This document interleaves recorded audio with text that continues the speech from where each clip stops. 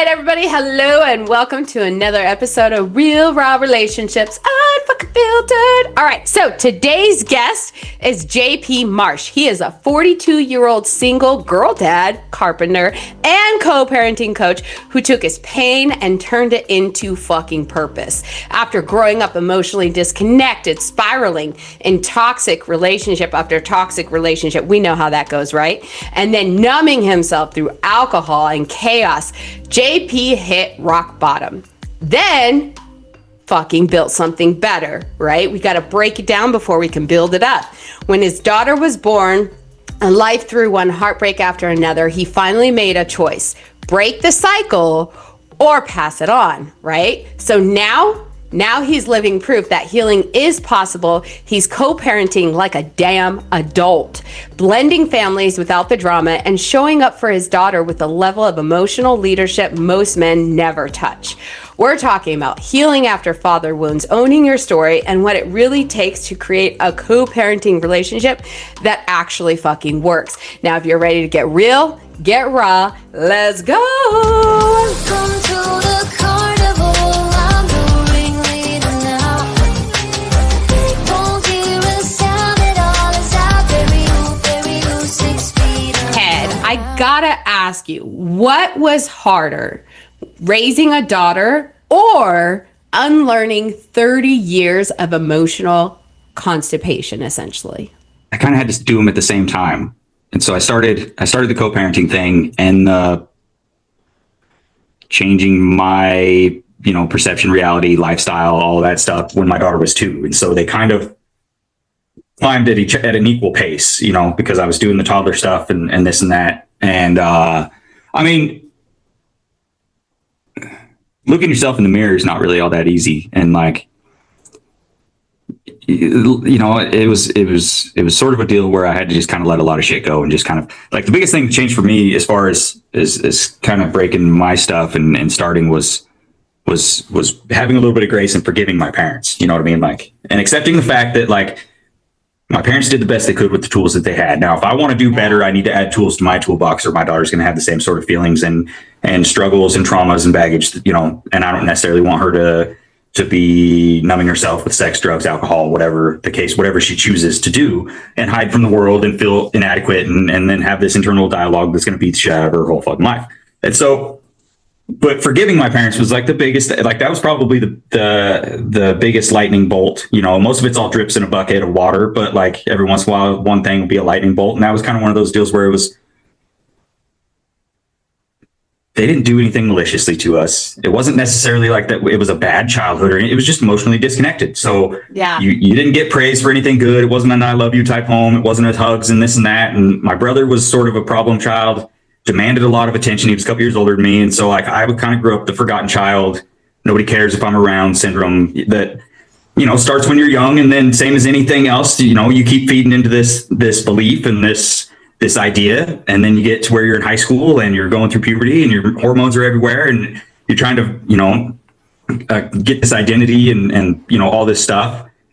And then you get your first heartbreak, or your first letdown or whatever. And then it's fuck, I guess nobody's going to ever care about me. And then it just spiraled into, fuck it, I'm just going to be a drunk then, Yeah. Yeah. So was it more so trying to escape and numb, or was it this is how I'm trying to survive right now? I think it started as, it very much started as my brother was a couple years older than me and he was the partier kind of guy and this and that. And then, so I think there's a few different reasons why the alcohol came in, obviously small town, middle of nowhere. There's not a lot to do when you're in high school. So everybody parties and drinks and this and that. And then when you kind of get known for that and that becomes your identity, then it kind of snowballs into you're doing it all the time and sports go out the window and and it's just all that normal kind of high school stuff. And, when you hit that fork in the road, we were raised in and around the AA system. My dad got sober when I was 5 years old. And so we spent a lot of time in and around the AA system, right, wrong, or indifferent, but all the times that we were ever in the pickup, fishing, anything, my dad always had those tapes from the conventions, right? Yeah. So when you're 8 years old, 10 years old, 12 years old, and you've been listening to this shit for 10 years, they're all funny stories to somebody who hasn't lived through that life. You know what I mean? Like you hear this guy talking at a podium about getting drunk in this state, waking up in a convertible in the Vegas desert, not knowing how he got there and this and that. And everybody's in the crowd is laughing and the guy's laughing because it's, you know, a humorous story. And now I can see the humor in it, but I also know how much pain was involved making these stories in those tapes as kids. We were just hearing the funny stories. And so we're sort of wanting to have our own fun stories. You know, we live a life and do the, you know, not seeing the dark, not knowing about really the darker half of it. Yeah. And then, you know, after a while, it was kind of a deal where it kind of just got to a habit, and then it was a numbing deal, and then it was a hiding from the world kind of a deal. And then it was just, you know, I was a functioning alcoholic where I just, you know, at one point I got sent to a hospital and they drew my blood, and then my blood alcohol was 0.39. Wow. And it was like 9:30 in the morning. I was walking, talking fine. You know, I mean, this is like 10, 12 years into it, but yeah, I mean, I was overdoing it for sure all the time. I think I have you beat. I think the highest I ever was 0.43. Oh shit. Yeah. Oh shit's right. They were like, how is she functioning? I don't even know how I was functioning. and then when I got, you know, and that just, and then, you know, your habits are your habits. And that's, you know, when whether good habits, bad habits, until you break the habit or try to at least become aware of bad habits or the habits that you're, you know. They're learned behaviors. Essentially. Right. You know, I mean, everything we do is a learned behavior. Yeah. You know, I mean, I could have just as easily been addicted to work or attention or, you know, sympathy or, you know, whatever. I mean, you get to where you just get used to whatever it is. And then there were certain things. You're so busy going that you forget to stop. Right. And then, you know, around the time when after my daughter was born, it was kind of one of those deals where my whole, you know, like switches in my head, you know, my whole perspective on life changed. The things that were important now are different than before. I have something that depends on me and all these different things. And so it's kind of that deal where when anybody becomes a parent, you either stay the same or you want to do better so your kids can be better and do these things. And so then it was, you know, the more that I changed and was doing things, it just kind of, you know, the things that I didn't care about kind of fell to the wayside. Yeah.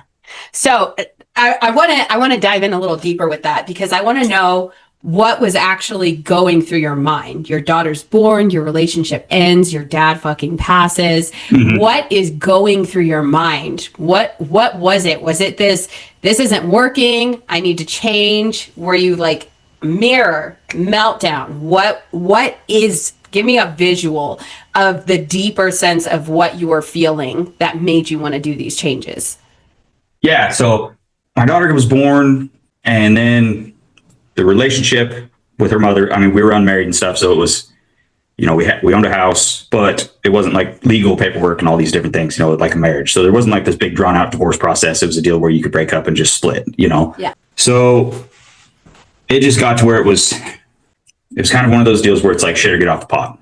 Because if I drag this out and we keep trying to make this work and keep dragging this thing out, then I'm in it for the next 16 years till at least my daughter's an adult and she's not going to take the blame and think that it's her fault that we got divorced or split up and this and that, And so do I want to live in this unhappy roommate scenario that I was raised in, or we split now cleanly? All she'll ever know is that we lived in two separate houses. You know, she's like, my daughter doesn't have any memories of us all living together and all this stuff. And so trying to avert some of that, you know, baggage and trauma that would unintentionally be taken by the kids, which is rightfully so, you know, like, oh, it's my fault that they split up. But let's talk real, because I want to know, what did it look like for you outside of everybody else? I want to know, like, was it therapy, books, podcasts, sitting in the truck, screaming at the steering wheel, fucking ugly girl crying, ugly guy crying? I had to take a really, really long look at myself and then be okay with the fact that I was a fucking baby that wasn't very good at communicating. And so, like, as much as I wanted to be the victim, it wasn't working. I was the only one that saw it that way. You know, it was easy to, you know, it was really hard for me to leave this pity party that I'd become accustomed to over, you know, the years of drinking and this, you know, the woe is me and everything's against me and the world's out to get me. And, you know, the self-sabotaging, you know, every anytime something would start going good, I'd self-sabotage.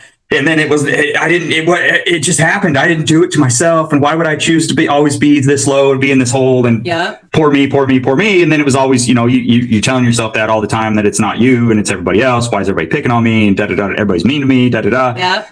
And so then, and that carries over into all relationships, I mean, it doesn't matter who you're dealing with. And so obviously my daughter's mother, who in all aspects, in the majority of aspects, not that she's a perfect person, there's no perfect people, but was a high functioning adult who had her shit together and, didn't really play into my, poor me kind of shit, and kind of would call me out and stuff like that. And that didn't help the situation, because then I felt like she was picking on me, and then we get in fights and then this and that. And so once it took years. I mean, I probably read about 60 books a year, and I average about 200 hours a month on Audible, and most of it's all psychology, mental health, trauma, like books that are help you kind of figure out, negotiating perspective, all these different avenues. And, but the common denominator typically for a lot of people is that they always want to be the victim, or, start to feed on the attention that they get from being the victim, or, feel sorry for me kind of stuff. And that was me, I kind of call it like the pendulum swing, where you sit there and you're the victim. Everybody else is the problem. I'm just poor me. I'm just doing the best I can. Right. So defensive, right? And then once you start doing the work, it swings to the other side, where you start feeling all this shame and guilt, and then you're still playing the victim, because you're like, oh my God, I'm such a horrible person, and you want everybody to validate your feelings and understand what you've been through, right? And so what did that look like for you? Was there that pendulum swing for you? Yeah, I mean, it was that, and it was the more that I kind of got away from the drinking and the depressiveness of the drinking and the shame of the drinking and the hiding the drinking and all of these different things. Oh, yes. Then I was more clear-minded to be able to objectively evaluate my own personality flaws and thought processes. And then the more that I was able to do that, the more I could kind of get out of my pity party. And then the more that and it kind of bounced back and forth. And then it was a deal, because when I'd split up, moved in with my folks, because that's what you do. Dad dies a couple weeks later, and it was a deal where my dad was on mile 8 trying to get in shape to try to qualify for the Boston Marathon. So it wasn't like sick, overweight, sick, any kind of deal like that. He just had a heart attack or something. So then I'm stuck dealing with my grief, the relationship, new realities, single parent, stuck in the house dealing with my mom's grief, can't get away from her. It's not like my brother where he can go home. And then it kind of, I felt really sorry for myself. I mean, my dad didn't have like a great relationship. I mean, everybody's going to die. Death isn't necessarily a big grief trauma deal for me, as far as not to the extent that some people do, I mean, it was more of a deal where we just didn't have a real big bonding relationship kind of deal. Right.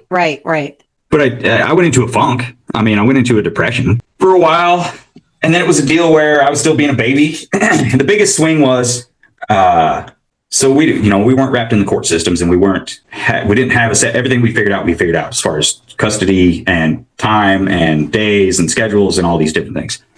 And so we would do like certain days during the week, and I'd always get a text in the, middle of the day, like, hey, what time are you going to pick her up tonight? Da, da, da, da, da. And so like me being the baby that I was and not being able to communicate at all, really, I mean, I wouldn't even say effectively. I mean, not even remotely close to good. And I'd get a text in the middle of the day, and this was like, we'd probably do this like once a month. I'd get a text on Wednesday midday. She'd ask what time I was picking up our daughter. I'd get instantly defensive because I'd react instead of respond, and that was my go-to. Your go-to. I'd get defensive, be a baby, react instead of respond. And so then I'd send something snooty back. And I mean, like, when you work in rural areas in construction, I might be 100 miles away from home. I might be 40 miles away from home. I might be 10 miles away from home. So I could be there at 4, 5, 8. I mean, it's hard to say. So I would sneak, say something back to her. I don't know. I'll get there when I get there, blah, blah, blah, blah, blah. Then she would poke back, and then I would poke back. That would go on for 3 or 4 days. And then it turned into this huge blow up that weekend, something like that. Right. And we did that, quite a few times. And then, my daughter's like 3, 3.5. I'm out back at my folks' place, and we're yelling at each other on the phone, this and that, da da da da da. I turn around, my daughter's standing there bawling. I thought she was inside. My mom's looking at me like I'm a piece of shit because I can't get my shit together and fucking just be an adult. You know what I mean? Like I'm 30 something years old, and I'm still like fighting on the phone like I'm a 14-year-old and shit like that. And I was like, fuck, I got to do something else. Like that was when the brick hit the wall. It's just fuck. This is just a repeating cycle. You know what I mean? Like that's that mirror moment when you look in the mirror and you're like, who the fuck is this? And the worst part is like like when I say I'm being a baby about it and shit like that, it's like she wants to know what time I'm going to pick her up for the fuck, and it ain't got shit to do with me. She wants to know if she can make something for dinner or go out to dinner with her friends and not worry about feeding my daughter, or she's got to cook something that my daughter will eat. Like that's the only reason that she even cared what time I was getting back. And if I would have just been able to just be like, well, it's probably gonna be like 7:00, then I started getting the text message back that just said, okay.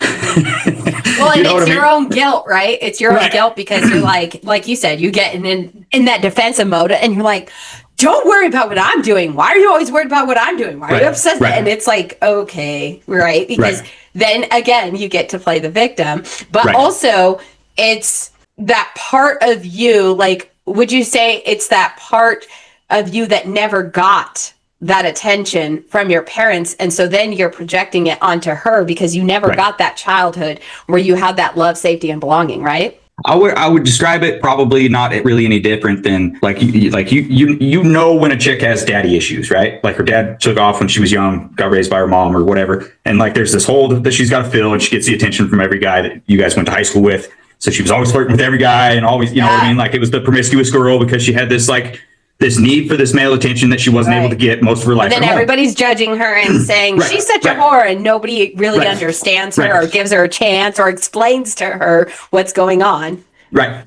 But I think the overlooked other side of that is from the male perspective, or from men, is if you don't have that male presence to guide you and gives you that attention, you know what I mean? The dad that shows up to your baseball games and takes you fishing and is somewhat stoic and gives you life lessons. You know what I mean? Like if you don't have that dad figure that's giving you those life lessons, or and maybe it's a mother deal. My mom was kind of, we could say cold, emotionless, kind of cold, but that's distant. What she knew. That's what she knew. I mean, it's just what she knew. It's just neither of my parents grew up in great situations with a lot of love and expressions of love and communication or any of these things. And so it dwindled down to us, being raised like that. And so when you find a way to get that attention that you're starved for, you'll keep doing that behaviors to keep getting that attention because you don't know how to get attention any other way. Or you're not okay alone. If you're not okay with yourself, it's really hard to be alone. You know what I mean? Without being lonely. I mean, at this point, I'm much better alone because I'm not lonely. But, 10, 15 years ago, it drove me fucking nuts. You could do it. You can do it both ways now. Whereas before it's like, oh my God, I can't be by myself. I can't, I need that. I need somebody there. I get that. Yeah, definitely. Now, if you could go back to that younger version of you, one of my biggest things is being able to have that conversation with that younger version of you and really visualize and really apologize to that version of you that didn't get that love from you that it deserved, right? Because you're trying to find it in everybody else and you can't find it within yourself. What would you say? If you want to stay depressed, then keep thinking about the past. And if you want to be anxious, then start worrying about the future. But if you want to be okay, then just live in the day, And I spent a lot of time dwelling on a bunch of shit in the past that I couldn't change it. I mean, it's not like I got a time machine. I can't go back and tell my parents to fucking act different when I was 5 years old. I mean, the time's gone. You can either dwell on it or kind of let it go. Yeah. Well, so I guess what I'm really curious about is that I know you say kind of let it go and not dwell in the past, but for me, I am a firm believer that you have to accept all parts of you. So I am a believer that you don't necessarily dwell in the past, but you damn sure that is part of you, right? That is part of who you are. So I'm curious. You do have those parts of you, right? So when you're setting these boundaries, when you're in the dynamics with the baby mama and your stepdad, or the stepdad, right? And you're doing the blended family, what does that look like when it's like, okay, I see these patterns that are from my parents. I see these patterns from my ex and our child. How does that go into the relationship that you have now and the boundaries that you set with them? I got lucky in the essence that like our parenting styles, disciplinary styles, and all of these different things are similar. I also got lucky because her mother and her dad are super close. And so it's never been a deal where it's like, well, she doesn't need her dad to, you know what I mean? Like we don't have any parenting alienation type stuff going on that's detrimental and makes it more toxic and all that sort of stuff. You know what I mean? Like, but when my daughter's doing something, she's been a super easy kid. So I'm also thankful about that, but we don't treat her like a little kid, you know, like it's pretty open conversations of this is why you're in trouble. Da, da, da, da, da. But when she does get in trouble, I get a text from mom that says, your daughter. You know what I mean? Yeah. Like I'm the hammer. It's not our daughter. It's your daughter. Right. Her stepdad has a son as well. His ex-wife is remarried, has a child. So it's blended family. I'm pretty much single, but there's, 8-10 families from the place in Oregon that we're from that all live here now. And so we all do all these things as a big group because it's just a group of us that all know each other. They all work together, but that kind of deal. But he sort of knows the roles. We didn't really necessarily have to have like super in-depth conversations about it or set boundaries or responsibilities and stuff like that. But if she's disrespectful to him, he can do the same thing I can do. I'm not going to. Which is nice because there are a lot of people out there that it's like, you're not going to talk to my kid that way. Yeah. You know what I mean? Yeah. So and I've experienced that where I've been told. Yeah, right. I've been told that, you're being biased and you're doing that. I'm like, no, I am treating this child the same I treat this child, the same I would treat this child, It's knowing that, like you said, the different personalities, everybody has their own personalities, their own defense mechanisms, whatever the fuck, right? And so it's just sitting there and being very direct and being like, no, this is how it is. And then they get to have whatever belief or opinion that they want, but like you said earlier, you know who you are. You're okay with who you are. So it really doesn't matter what the fuck anybody else thinks or says or does, right? Essentially is what happens, because the more you're going to have that relationship with yourself, the less anybody else can affect that relationship. Right. And it's an approach towards life, I guess. And maybe it's getting through baggage and this and that. Maybe it's always been there and I just never really noticed it. But it's the same way I look at every aspect of my life. You know what I mean? Whether it's my approach to work or parenting or dealing with, this and that. Like I've never really felt like I was in that much competition with somebody else because their life and experience and what they know and all these different things are not the same as mine. I don't need to compete with you. We're not fighting about this stupid ass shit that doesn't matter, because when I have her, I have her, and I'm an involved parent and I spend time with her and like, I don't give, it wouldn't matter to me if her mom married a multimillionaire. Like, he's not going to take my place. You know what I mean? It's the disconnected, distant Disney dad types. Essentially, it's just insecurities. If you're feeling insecure about who you are or what you do, then you're worried, oh, well, you can't hang out with my daughter because you're going to take my time and you're going to take, you're going to take my spot or you're going to take my place. But when you know who you are and you have that relationship and appreciate yourself, then it's like, who gives a fuck, right? But, I am curious what that looks like in your dating life, how you take all of this into the dating life. One thing that we had set up early on was if we started dating somebody and it got to the point where they were going to be around our daughter, we got to meet them first. So I got to vet, and then her mom gets to meet whoever I'm dating if it gets serious enough. Like, obviously, like, I'm raising a daughter. If it gets serious enough, you don't do it like first date, like. No. If they're going to be around our daughter for like, and be like introduced as like a partner or something like that, which, I am raising a daughter, and if it was a son kind of a situation, it'd probably be a little bit, maybe this boundary or deal would have been made or adjusted a little bit different. But also as a dad who doesn't want, my idea of success is my daughter turns out to be a more confident, better human being than me. And whether people, want to think that, if you're dating, introducing your daughter to like 4, 5, 6, 8 women a year, that's not, or yes or no, going to have an effect on them. It probably is, because you're showing them this is how adults act. And so like, serial dating, meeting a bunch of women. If it's not somebody that I see with some sort of a future or, building, something, they're probably not meeting my daughter, unless we run into each other at the county fair or something like that. Oh yeah, it's dad's friend, something like that. That's a bit different. But it also makes me hyper selective because my daughter has a mom. She doesn't need a mom, but anybody that I bring in for, long periods of time is going to be some sort of a role model to my daughter. And so, so if you're taking the daughter out of it though, right, I'm curious what it's like when you have that relationship with yourself, those standards, right? Because I was a serial dater before I found my fiance, and I stood by that because I was like, I'm going to go on a lot of shitty dates because there are billions of people. Right. So you're not going to find your one and only the first time you go on a date. Right. So, right. So what does that look like for you? I'm okay alone. I'm not very lonely, and I'm hyper selective. And so it's kind of tough, especially in a small town, a small town in a super rural area. I mean, there's not a town with 100,000 people within 3 hours of me. Do you use like dating apps? Do you do well, a little bit. I mean, it's tough. It's tough in a small town. It's tough in a rural area, and it's tough in a place where it's super masculine, I guess you would say, like, because it's unless you're introduced to somebody, typically it's not necessary.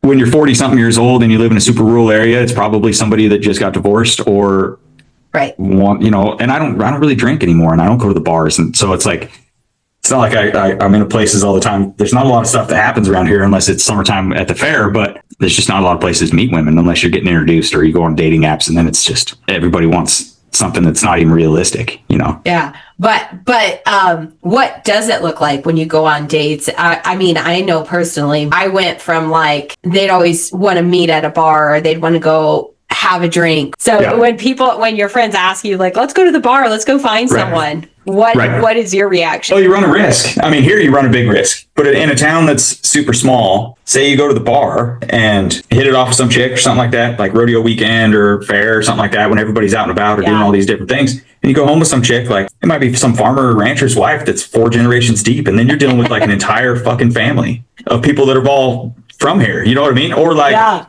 or you got, I don't think I have it's either going to be probably leathered 40-year-olds that have been sitting on that bar stool for 20 years ever since they turned 21. That's half the town's probably taken home from the bar at one time or another, that has that neon tan leathered saddle kind of look. Or you're dealing with, a bunch of party girl 20-something-year-olds, and you're just like, I don't want to deal with that either. I don't even drink, so I mean, what the fuck am I going to do? You know what I mean? Like, so it's just hard. It's just hard. You're just going to watch them drink. Which is not and just get sloppy. You know what I mean? Yeah. Like I mean, I don't care if somebody drinks, and like I'll have a beer here and there, or drinks every once in a while, or this and that. Like I'm not sober by any means or in recovery or anything, but like I would rather go to dinner and watch, have a couple drinks, or go to like, I'm going to take off in August and go to Denver. Like the Denver flights aren't very much, and go to Savannah Bananas baseball game. Nice. Like I would rather do shit like that than sit at the fucking bar every fucking weekend. Yeah. You know what I mean? Yeah. Like I'll take a girl on a date to go to do something fun. And I love that because you know what you want. You're not going to settle, right? I remember when I met my fiance, he asked me what I wanted to do, and I said, well, I don't want to drink. I want to actually feel my feelings and see if I can go past my nerves and actually get to know someone. And so that was what my dating life was like. And so he took me for a picnic, and it was a lot of like little schoolgirl, where like he's sitting there kind of like, and I'm sitting there like talking my ass off, and you're just like, because that's what we girls do when we're nervous. We're like, and they're just sitting there like, okay. But it was that connection of actually feeling those feelings. Is that where you're at? Is that willingness to actually get to know somebody on a more vulnerable level? Or are you still in that stage of, I'm not ready to let those walls down? I would rather form a connection with somebody and have something real. And so I don't know if it's necessarily walls up, but it's a very low tolerance for like bullshit. And so like when I know that somebody's still, I went on a date with a gal, a few months ago or something, and it was like every, her ex-husband and every boyfriend she's ever had, where they were all narcissistic and abusive and all this fucking bullshit. She's the common denominator, and I'm like, I don't want to be on that list.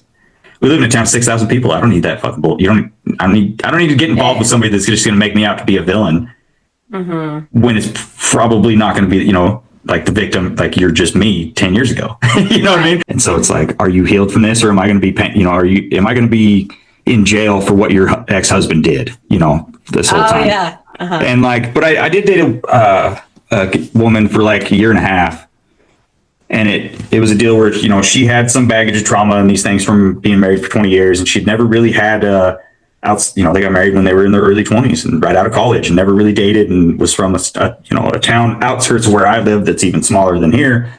Grew up around here and all this stuff. And like, it got to this point, and I did. I just had to have a very honest conversation with her about, like, this is where I am, where I want to go. If this is all of the emotional and time and effort that you can give, like, to reciprocate, like, this is where it ends, because, like, we haven't progressed in this relationship over the last 4 or 5 months. Like, it's still, you know, if you have your kids, you know, you got to hide me because your ex-husband, you know, whatever, and that's your stuff, and you're, you know, dealing with it or not dealing with it, you know, but this is where I am. I want to keep progressing this relationship. I don't want to sit here and be like a kind of in and out kind of deal for the next 10 years till your kids are out of school, blah, blah, blah, blah, blah. And so, like, if this is all of the, you know, effort that you can give, then this is not going to work for me. I'm not going to be stuck in this half in, half out, wondering kind of situationship. Yeah. And she was like, well, I mean, this is kind of all I got till my kids are out of school, and this, you know what I mean? And it was just like, okay, well, you know, Cut ties. yeah. See you later. Like, I'm not right. But that's the awareness and the self-confidence and the, you know, knowing I'm not going to be stuck in a situation. Make something work. Right. I'm not going to have, you know, I'm not putting in 110% of effort for you to put in 30% of effort. Yeah. Coming back. You know what I mean? Like, either you want to progress and we can deal with these issues together, or you're going to be Miss Independent and then fucking stay independent. Like, I'm not, you know, that's just not the life I'm choosing for myself. And that's not a life that is going to make me happy. Yeah. Yeah. Now I do want to, well, we do have to wrap this up, but I do want to, thank you for coming on this show, giving us a real take on what it takes to actually start making those changes. I would also like to ask you, what closing or ending words would you have for our listeners today with everything that we've talked about? Be careful of what, you know, be aware and be careful of what you regulate as your comfort zone. Because if your comfort zone is chaos, then you're not going to be able to have peace, and vice versa. And so, like, you know, I know that the comfort zone sounds like it's the peaceful place and it's the safe place and this and that, but if you've lived in constant chaos, that is your comfort zone. And that's why you're throwing away healthy adult relationships, or the boring guy, or you need that chaos. And so when you don't have it, especially in the co-parenting space and these kinds of, you know, deals like that, if your comfort zone is chaos and everything's harmonizing with all of the blended families and your ex and all this stuff, you're going to throw a wrench in it to get your nervous system to calm down, because when everything's peaceful and you're used to chaos, your nervous system is going to start going into whack, and you're going to hit fight or flight, and something's going to be wrong, and you'll self-sabotage it usually, or do something to generate that chaos that puts you into your comfort zone and calms you back down, because this is my norm. So, yeah, you know, pay attention to what your normal is, and if you don't like it, do things to change it. Yeah, I love that. And that is what I live by each and every day is, you know, if you don't like it, if it's not working for you, then what the fuck are you going to do about it now? Right. And, I think that's really, really important. And I really want to thank you again for coming on our show. I thought that it was very insightful, and we'll definitely have to have you on here again. And we hope you have a good rest of your day, guys. And for anybody that is out there and wondering how they can possibly change, just remember what I always say is you can change until you're dead. So there's always time for change. So you guys have a wonderful rest of your day, and we'll talk to you next time. Bye.